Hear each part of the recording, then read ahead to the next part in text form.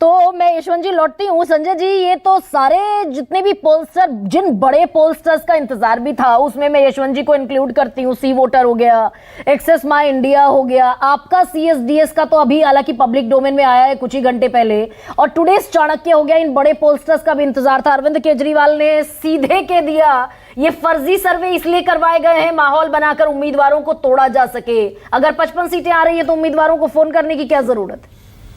मुझे लगता है कि स्टेटमेंट में विरोधाभास है। हाँ। अगर माहौल बनाया जा रहा है फर्जी सर्वे करके, फर्जी एग्जिट पोल करके, तो माहौल किसके पक्ष में बन रहा है? माहौल बन रहा है बीजेपी के पक्ष में। अगर माहौल बन रहा है तो अगर बीजेपी को सारे एग्जिट पोल जीतते हुए दिखाई दे रहे हैं तो बीजेपी को फोन करने की और एमएलएस को तोड़ने की, या उम्मीदवारों को, इस वक्त उम्मीदवार हैं, पता भी नहीं कि कौन उसमें जीत के आएगा और कौन हारेगा, तो तोड़ने की तो कोई जरूरत नहीं है। तो मुझे लगता है स्टेटमेंट में ही विरोधाभास है कहीं ना कहीं। तो संजय जी, आपने जो प्रेडिक्शन किया, आपने अभी सिर्फ वोट शेयर का ही प्रेडिक्शन किया है, 46% बीजेपी और 41% आम आदमी, 5% का ये वोट डिफरेंस कैसे सीटों में कन्वर्ट होता दिखेगा? क्योंकि हरियाणा में और हिमाचल में, इन दोनों जगहों पर हमने देखा कि एब्सोल्यूट तकरीबन बराबर वोट शेयर कांग्रेस को मिला और उतना ही मिला भारतीय जनता पार्टी को, लेकिन सीटों में वो जीत हार में खेल हो गया।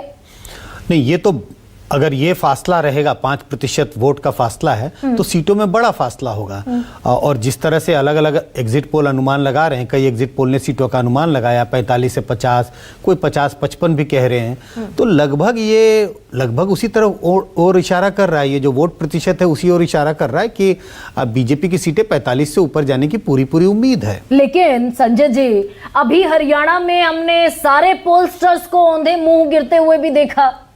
जितने भी बड़े टूल्स का इस्तेमाल करके साइंटिफिक सर्वेज भी आए, वो सब हरियाणा में अपसाइड डाउन हो गए। कोई नहीं कहता दिख रहा था बीजेपी की सरकार बनेगी। हाँ, बिल्कुल, आप जो कह रही हैं वो हकीकत है। अभी हाल ही की बात है, कुछ महीने पुरानी बात है कि हरियाणा के सारे एग्जिट पोल गलत साबित हुए। मुझे लगता है इसके लिए भी कोई 15-20 घंटे का इंतजार करना होगा। क्योंकि जब काउंटिंग शुरू हो जाएगी कल सुबह 8 बजे, 12-1 बजे तक तस्वीर क्लियर हो जाएगी। क्या एग्जिट पोल के अनुमान ठीक थे या एग्जिट पोल औंधे मुंह गिरने वाला है? नहीं, लगभग 75% वो इलाका दिल्ली का जो रीसेटलमेंट कॉलोनीज के तौर पर कंसीडर होता है, तकरीबन 2/3 इलाका ऐसा है जो संगठित है और 2/3 इलाका ऐसा है जो असंगठित है और 1/3 ऐसा है जो संगठित कॉलोनीज में आता है। वो 2/3 वोट शेयर अगर अरविंद केजरीवाल इंटैक्ट अपना बनाकर रखते दिख रहे हैं, तो फिर क्या ये रुखसती सच के करीब दिख रही है अरविंद केजरीवाल की? देखिए, एक तो थोड़ा सा मेरा मतभेद है, 2/3 और 1/3 नहीं है। शायद इससे कम है। जो ऑर्गेनाइज्ड इलाका है वो थोड़ा ज्यादा होगा। लेकिन सवाल ये है कि क्या अरविंद केजरीवाल, जो उनका निम्न लोअर क्लास या पुअर क्लास, जिसको आप अनऑर्गेनाइज सेक्टर कह रहे हैं और अनऑर्गेनाइज कॉलोनीज हैं, अगर अरविंद केजरीवाल ने अपना वोट प्रतिशत उनमें पूरी तरह से बरकरार रखा होता, तब तो शायद ये स्थिति होती भी दिखाई नहीं पड़ती।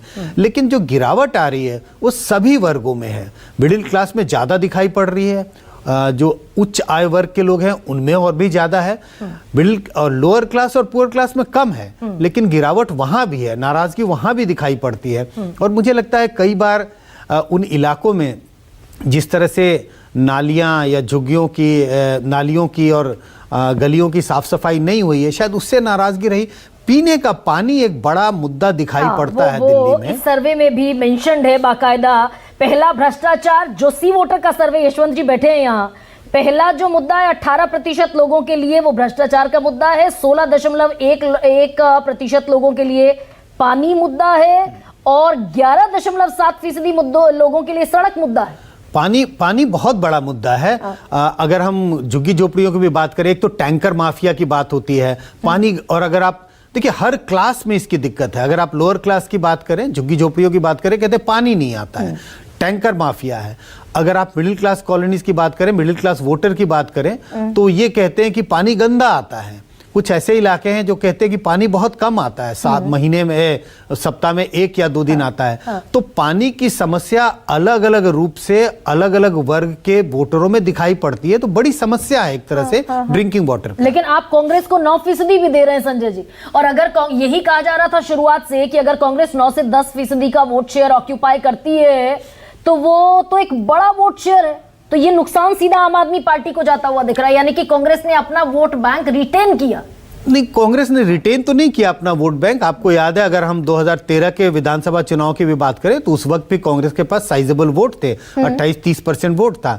तो रिटेन तो नहीं, लेकिन हाँ उसी कुछ जो आम आदमी पार्टी को शिफ्ट होता दिखा था 2013 से लेकर 15-20 में, उसी का कुछ हिस्सा कांग्रेस पार्टी के पास आया है, यानी कि हाँ निश्चित रूप से। देखिए, बीजेपी अपना वोट शेयर बढ़ा रही है। अलग अलग अनुमान है, किसी सर्वे का अनुमान है 5%, कोई 7-8% भी कह रहे हैं। कांग्रेस भी अपना वोट प्रतिशत बढ़ा रही है। हमारा अनुमान 9% का है, कोई 7% का अनुमान लगा रहे हैं। तो कांग्रेस का भी वोट बढ़ रहा है, बीजेपी का भी वोट बढ़ रहा है। स्वाभाविक है, वोट एक ही पार्टी का घट रहा है और वो है आम आदमी पार्टी का। सवाल यह है कि वोट कितना घट रहा है। क्या वो 10% की गिरावट है, 12% की गिरावट है, 13% की गिरावट है, उससे ज्यादा या उससे कम? और ये वाला जो आपका एनालिसिस है 46% और 41% का, ये तो बड़ा क्लोज है, क्लोज कर देता है कॉन्टेस्ट को क्या ये? ना, बिल्कुल क्लोज नहीं करता। अच्छा। 5% का, क्योंकि तीसरी जो पार्टी है वो बहुत पिछड़ रही है, कांग्रेस बहुत पीछे है। तो ये एक तरह से बाइपोलर कंटेस्ट है, और बाइपोलर कंटेस्ट में अगर एक पार्टी 5-6% की लीड ले ले तो बहुत कंफर्टेबल मेजॉरिटी, एक अच्छी मेजॉरिटी आएगी। तो क्लोज कंटेस्ट नहीं दिखाई पड़ता। लेकिन क्या चुनावी प्रचार में, भाई चुनावी कैंपेन तो एक तरफा झुका हुआ नहीं दिखा, बड़े कांटे की लड़ाई दिखी चुनावी कैंपेन में, और बड़ी मजबूती से आम आदमी पार्टी भी और बीजेपी भी, specially if I talk about कि 2020 से बेहतर चुनाव लड़ा गया 2025 का। नहीं, बीजेपी तो बेहतर चुनाव जरूर लड़ रही थी 2020 से की तुलना में अगर करें 25 में। और आम आदमी पार्टी चुनाव तो लड़ रही थी, लेकिन काफी डिफेंसिव पे थी। आपने देखा होगा चुनाव प्रचार के दौरान कई बार अरविंद केजरीवाल ने कहा कुछ काम अधूरे रह गए, कुछ काम मैं नहीं कर पाया। उसका वो एक्सप्लेनेशन देते थे कि मैं जेल चला गया, जेल के बाद कोविड हो गया। लेकिन शायद जनता को लगता था कि नहीं, ये एक्सक्यूजेज हैं। अब ऐसे में